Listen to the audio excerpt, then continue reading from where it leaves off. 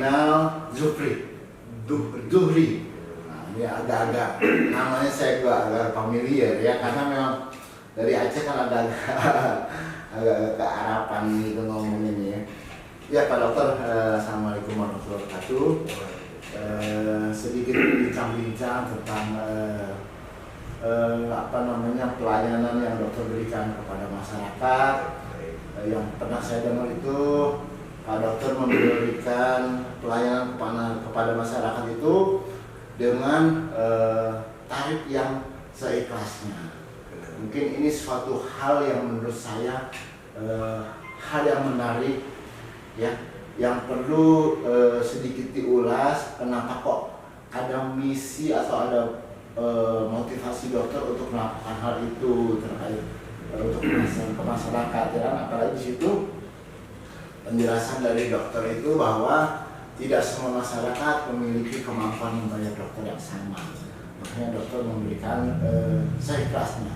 Padahal sama-sama kita ketahui itu kan tentunya ada biaya obat yang harus dikeluarkan oleh pihak dokter. Misalkan contohnya kan minimum untuk obat meriang ini saya harus ngeluarin obat ini biayanya misalkan 30.000 gitu kan. Nah kalau orang membayar seikhlasnya, dia bayar misalkan 10.000, berarti kan ada kerugian ya gitu ya dokter ya. Nah mungkin kalau misalkan ya udah ibu bayar aja deh harga obatnya aja nih untuk pengganti ya, misalkan sesuai dengan harga ini kita keluarin 30.000, jasanya ibu mau seikhlasnya atau ibu nggak bayar pun saya ikhlas. Nah mungkin itu sesuatu yang masuk di akal gitu ya, yang biasa lazim terjadi. Nah seikhlasnya yang dokter sampaikan itu seperti apa sih sebenarnya? Baik Pak, pertanyaannya. Sebenarnya dari awal saya ingin jadi dokter, itu keinginan saya dari kecil. Keinginan dari kecil saya tuh pengen jadi dokter. Dan di sini saya ingin jadi dokter yang membantu orang. Ya, saya ingin jadi, sekali lagi saya tekankan, saya ingin jadi dokter yang membantu masyarakat. Siapa pengabdian ke masyarakat atau orang banyak. Saya kuliah di kedokteran. Setelah saya selesai kuliah di kedokteran, saya sebelumnya sempat internship atau pengabdian setahun untuk negara. Ya, sebelum kita jadi dokter. Yang sebelumnya, saya kemarin itu saya dapat di daerah Bengkulu, tempatnya di Kepahyang. Ya. Di situ saya internship atau pengabdian selama 1 tahun. Kita diajarkan semua di situ. Kita sering ke kampung-kampung, ke pelosok-pelosok.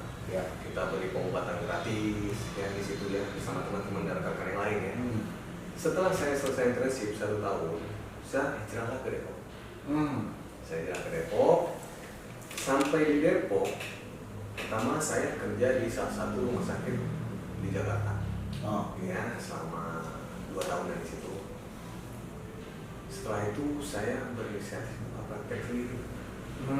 Memang dari awal saya buka praktek saya di sini tidak saya tarif untuk jasanya dari awal. Biasanya dari awal. Tapi obat kayak bapak bilang tadi bayar obat seadanya. Ya, itu belum saya buat seikhlasnya. Tapi saya setelah berjalan klinik beberapa tahun saya berpikir, di sini tidak semua orang itu menengah atas, kebanyakan juga menengah ke bawah. Kadang-kadang ketika berobat pun mereka harus berpikir kan, mengeluarkan biaya seberapa banyak. Sekali berobat 100.000, 150.000, kemudian makan. Habis minum obat, nggak makan di rumah percuma. Mau kita edukasi sebagus apapun, ibu harus makan teratur, bapak harus makan ini, makan sayur, buah segala macam. Tapi kalau misalkan dia makan aja nggak bisa untuk bayar berobat, gimana dia pulang ke rumah?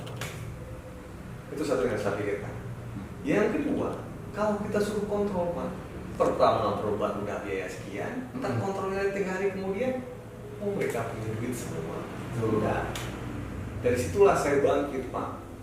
Kalau bisa ini supaya masyarakat di sini tidak takut untuk berobat, yang tidak berpikir dengan keadaan seperti sekarang ini, apalagi pandemi dengan susahnya apa itu zaman sekarang. Jangankan untuk berobat, makan aja kita kadang-kadang nggak dapat kata mereka. Saya terbuka hati saya. Sekarang saya buat siklasnya.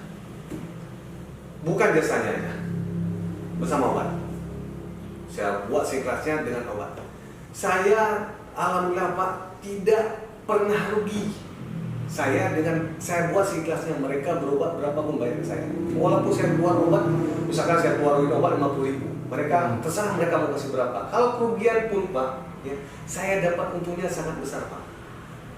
Ingat satu hal, saya untungnya bukan materi, bukan keuntungan duit yang saya dapat. Tapi satu Pak, keuntungan yang saya dapat, ketika mereka datang ke saya nggak punya duit, mereka berobat Pak. Saya bisa kasih pengobatan ke mereka, saya bisa kasih obat ke mereka. Saya lihat mereka tersenyum, mereka terharu, itu bahagia bagi saya Pak. Nomor satu kebahagiaan paling terindah bagi saya itu bisa melihat orang sakit itu senang Pak. Bisa mereka lihat saya itu, ya Allah dokter, dengan keadaan seperti ini kita dapat seperti ini, saya sangat senang. Doain, ya doain semua kita ibu sehat, saya sehat Bu, jadi saya bisa membantu sesemua orang yang membutuhkan saya seperti itu. Saya bilang saya melakukan seperti ini atas dasar keikhlasan. Saya pikir materi ini sebatas kita ditutup sama lempar, nggak lebih dari itu. Saya nggak akan bawa ke depannya setelah mati saya harta tidak ada, ya materi nggak akan saya bawa. Apa mungkin doa ibu ke saya, ya mau tahu saya berada di mana, dengan doa ibu nanti ke saya, mau tahu saya dikasih kesehatan terus bisa untuk membantu hal-hal yang lain Pak, seperti itu. Jadi saya yang nangis mendengar ini gitu. Karena memang tidak semua dokter melakukan hal seperti ini ya. Makanya saya langsung tertarik kemarin itu pengen tahu apa nih yang motivasi dokter ternyata seperti itu. Jadi kalau boleh dibilang dari garis besarnya itu dokter tidak mengharapkan tadi berbentuk materi ya, tapi pahala dari Allah gitu ya. Insya Allah. Iya gitu. Nah dengan dokter melakukan itu sendiri, dokter tadi sampaikan saya nggak pernah rugi, ya kan? Insya Allah kalau menurut saya rezeki Allah kan datang dari kami, ya kan? Mungkin dari sini enggak, tapi dari pintu yang lain terbuka, gitu ya. Ya sekarang kalau kita bandingin nih, kalau selevel sekelas dokter yang seperti ini aja, minim-minimnya di perumahan saja dok itu 100.000. Contoh misalkan jasanya 50.000, obatnya 50.000 gitu loh. Per pasien itu 100.000. Itu yang kebetulan ada dokter dekat rumah saya tadinya seperti itu. Tapi kan sekarang dokter malahan sudah dulu seadanya, sekarang merasa ikhlasnya. Jadi grade-nya lebih baik gitu kan.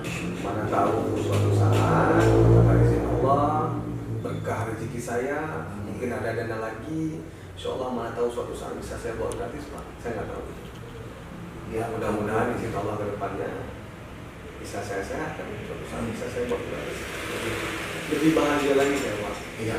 Mungkin ke depannya saya bisa membuat klinik-klinik yang baru, ya seperti ini juga saya bisa buat di tempat lain untuk lebih terjangkau daerah lain. Itu sangat-sangat saya inginkan seperti itu.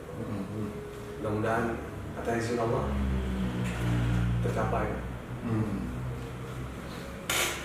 Jadi kemungkinan andaikan Allah memang masih rezeki, dokter akan buat klinik seperti ini gitu ya. Insya Allah. Ya, memang itu memang keinginan saya dari dulu. Keinginan saya dari dulu, mudah-mudahan saya capai. Saya buat klinik berikutnya dengan seperti ini juga, bayar seikhlasnya. Mana tahu suatu saat ada teman saya pun, mungkin ada dokter-dokter lain yang kita ingin bergabung sama kita seperti ini, ya alhamdulillah Pak. Itu yang saya harapkan. Iya, karena kan memang sangat jarang sekali dokter mau melakukan selevel dokter gitu mau melakukan hal seperti ini ya. Karena kan kita sama-sama tahu biaya sekolahnya aja untuk menjadi seorang dokter itu kan bukan hal yang murah gitu ya Pak ya. Sebenarnya banyak sih nanya Pak. Kan sekolah dokter itu mahal. Itu bukan beban saya, beban orang tua saya. Betul. Ya, itu memang udah target beliau untuk sekolahin saya. Saya nggak mikir itu lagi, karena udah saya bilang sama orang tua saya, kalau kita jadi dokter Bu, nggak akan bisa jadi kaya. Tapi kaya dengan keikhlasan mungkin bisa. Dapatnya apa mah? Kebahagiaan, keikhlasan, ya, sehat badan. Ya. Saya pikir begitu. Kalau untuk tujuan kita mau balikin dana yang sudah kita keluarkan, ibu jangan sekolahin saya. Saya nggak mau. Karena dia dari pertama saya ingin jadi dokter dan bantuin orang. Betul. Kalau rezeki saya dari lain itu bonus dari apa? Ya, Cuma satu itu saya katakan sama ibu, ya sekolah. Malah sekarang kayak gini Bu, Pak. Saya ini kan memakai dana pribadi. Ya saya memakai dana pribadi dan saya seharusnya berkarir Pak untuk cari duit banyak. Betul. Kenapa saya berpikiran seperti ini? Supaya Pak dapatlah kebahagiaan hidup bagi saya, keberkahan hidup bagi saya, sehat badan saya. Mungkin dari ini saya jalannya seperti itu. Karena ada juga gini Dok, kalau kita sedikit berpikir negatif gitu ya kan, ada saya baru buka praktek nih, kepengen cari nama, kepengen cari pamor, saya bikin begini ya, mungkin ada politik dagang seperti itu ya Dok ya. Nah, tapi ternyata insya Allah dokter tetap istiqomah, berada di jalan yang sudah dokter jalani. Ya. Sampai saya juga bingung nih, mau apa lagi? Udah terlalu akhirat urusannya Pak. Jadi ya sama seperti kita Pak, kita yang meliput berita pun tidak pernah berpikir, lo meliput ini dibayar berapa? Kita nggak pernah berpikir. Kita berpikir bagaimana berita ini dinikmati masyarakat, bermanfaat untuk masyarakat. Karena memang justru kita sama-sama dokter masih muda, tapi berpikir sudah lancar. Ibarat kita yang ya kalau udah tua orang mungkin udah tua wajar ingat akhirat. Kalau masih muda udah ingat akhirat itu yang benar-benar istimewa gitu loh. Karena saya berpikir Pak, kalau mati itu nggak tunggu tua, bisa kapan aja. Kalau kita bisa lakukan sekarang, kenapa harus nunggu nanti? Karena dari berbuat baik, insya Allah semua akan jadi baik. Itu niat saya. Karena semua ini yang saya lakukan atas nama niat ya. Tapi terserah orang di luar sana menganggap saya seperti apa. Apa gimmick lah, apa saya ini biar menarik pasien lah. Terserah mereka menganggap. Tapi dengan izin Allah, saya sudah terlaksana. Mudah-mudahan kedepannya selalu akan seperti ini. Mana tahu bisa terjangkau ke masyarakat luar sana, mana tahu yang jauh-jauh di sana bisa nanti berobat ke saya, silahkan. Saya terima. Saya tidak pernah membedakan pasien ini, pasien dan segala macam pasien dari kalangan apapun. Tidak akan pernah saya bedakan. Dok, tarif seikhlasnya itu kalau saya lihat di depan kan tidak ada terpampang tulisan gitu ya. Nah itu ada apa sih sebenarnya gitu? Maksudnya apakah kalau saya pasang tulisan tarif seikhlasnya, takutnya pasien membludak misalnya gitu kan, akhirnya nggak pegang sama dokter jadi nggak fokus, harus memberikan obat yang terbaik yang mana gitu karena banyaknya pasien gitu. Nah itu kayak apa kira-kira tuh? Sebetulnya bukan nggak saya buat Pak. Dalam dunia kedokteran itu sebetulnya untuk harganya tidak boleh kita pampang. Oh gitu. Dari dunia medis seperti itu, nggak boleh kita cantumkan di situ berobat sekian 60 sampai 70 ribu, nggak boleh. Karena kan dunia medis itu atas nama jasa beda-beda. Ya, kan ada yang diambil jasa 30 ribu untuk dokternya, ada yang diambil jasa 50 ribu, ada yang diambil jasa 100 ribu. Makanya kita nggak bisa tentuin. Betul. Makanya di sini nggak saya tulis ya, alasannya seperti itu. Yang kedua, supaya mereka datang ke sini ketika berobat. Saya lebih banyak lebih bagus Pak. Lebih banyak tertangani, saya lebih senang. Ya. Seakan-akan kalau misalkan saya dapat nih 80 orang per hari itu, semua saya bisa tangani, semua saya edukasi. Saya ingin kasih tahu ke Bapak satu hal, Kalau saya lebih dominan ke edukasi, Pak. Betul. Kalau orang berobat hanya untuk minum obat, jangan datang ke saya. Tapi kalau rajin bertanya, kita komunikasi di sini, kita konsultasi di sini, datang ke saya. Saya sebenarnya lebih ke edukasi supaya saya memberikan ilmu yang bermanfaat yang sudah saya dapatkan selama kuliah itu bisa mengalir. Jadi hanya bukan saya sama pasien aja. Malah saya tekankan biasanya, Bu, kalau ada pasien begini, kalau ada keluhan begini, boleh dikasih ke tahu yang kayak lain. Jangan ini. Jadi dari ibu berkah ke beliau lagi nyari terus, Bu. Jadi ibu dapat pahala juga. Seperti itu. Ya, jadi statement di bawah memang nggak ditarikin biaya obat dia dokternya, maksudnya tulisan Tidak kalau sama. saya kelasnya itu. Ya, seikhlasnya itu. Saya di sini saya kasih tahu. Kalau mereka datang, terus saya kasih tahu. Berobat seikhlasnya. Semua tanya, media semua tanya kemarin ke sini. Dan orang dinas kesehatan juga tanya, orang puskesmas juga tanya ke sini. Ya. Saya jawab, ini apa aja yang dikasih kelasnya? Jasa dan obat. Betul. Ya, saya tekankan lagi, jasa dan obat seikhlasnya. Memang dari dulu jasa nggak pernah saya ambil, ya obat dulu bayar seperti biasa, sekarang obat seikhlasnya. Seperti itu. Tapi ada dong pasien yang memberikan uang lebih terkait statement tadi seikhlasnya tadi. Contoh misalkan kalau bicara levelnya misalkan kalau ini 100.000 misalnya di masyarakat sini, ada misalnya pasien justru dengan statement dokter seikhlasnya itu justru mungkin ada beberapa pasien yang malah memberikan saya lebihin deh gitu.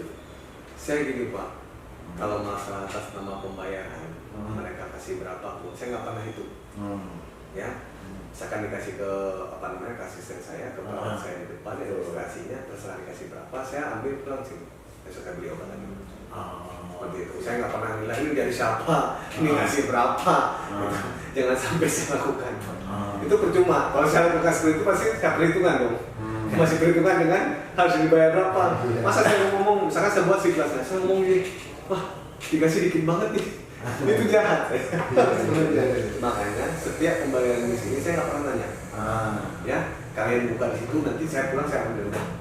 Seperti itu. Saya nggak tanya nanti harga obat keluarnya berapa, sekian harganya, saya nggak tanya sama sekali. Mau di situ saya ada sedikit, mau di situ saya kerugian, itu saya nggak pernah tanya. Itu yang namanya ikhlas. Kalau kita dibilang ikhlas tapi kita ngelakuinnya ini berapa harganya? Itu kan repot. Berapa harganya? Berapa dikasih sama ibu ini? Berapa dikasih sama ibu ini? Itu bukan ikhlas namanya. Kita masih nentuin. Itu yang takut mereka berpikir itu marketing. Ya cuma sebanyak berpikir begitu kan, ini marketing dagang ini. Ya terserah. Orang menilai apa saya ya bebas. Tapi saya rekan di sini, saya berbuat seperti ini atas dasar keikhlasan. Kalau boleh tahu mungkin ada teman-teman dokter yang seangkatan atau teman-teman dari puskesmas yang lain dengan pola yang dokter berikan tadi ke masyarakat, apakah ada minat mereka untuk bergabung? Ini yang menarik ini ada satu orang, tapi beliau dokter gigi. Tapi saya bilang terserah. Silahkan bergabung nggak apa-apa, tapi ini lagi saya bilang tempatnya lagi nggak ada, itu masalahnya. Tapi tergugah hati dia itu sangat bahagia dengan saya buat seperti ini. Ada berarti teman sejawat saya yang ingin seperti saya, senang banget saya Pak. Karena saya dulu begini, banyak yang kayak Bapak bilang tadi, siapa dokter itu bergama dulu yang mungkin buat bayar pakai sampah. Ya, saya lihat juga di YouTube, dapat kebahagiaan dari mereka, senyuman dari dia ke pasien itu luar biasa, Pak, bangga saya. Kenapa nggak saya buat kayak mereka? Saya ingin juga dapat pahala. Saya bilang begitu. Alhamdulillah ada beberapa orang yang ingin bergabung sama kita. Ayo, nanti mungkin suatu saat kita dapat tempat lagi, nanti bisa kita buat dokter tinggal di situ. Dokter melayani di daerah di situ. Ini saya layani di sini, nanti kita buat lagi dokter layani di daerah situ. Alhamdulillah banget Pak. Syukur banget saya tuh. Gara-gara saya seperti ini, tambah lagi ada dokter-dokter yang mau seperti ini. Berarti masih ada dokter-dokter yang memang hatinya tergerak untuk melakukan atas nama berbuat baik. Alhamdulillah izin Allah. Hati mereka terbuka, ya. Mungkin mereka terinspirasi juga. Ya silakan. Malah saya senang, makin banyak yang begini, makin banyak yang terbantu Pak. Makin jauh dari kata sakit orang.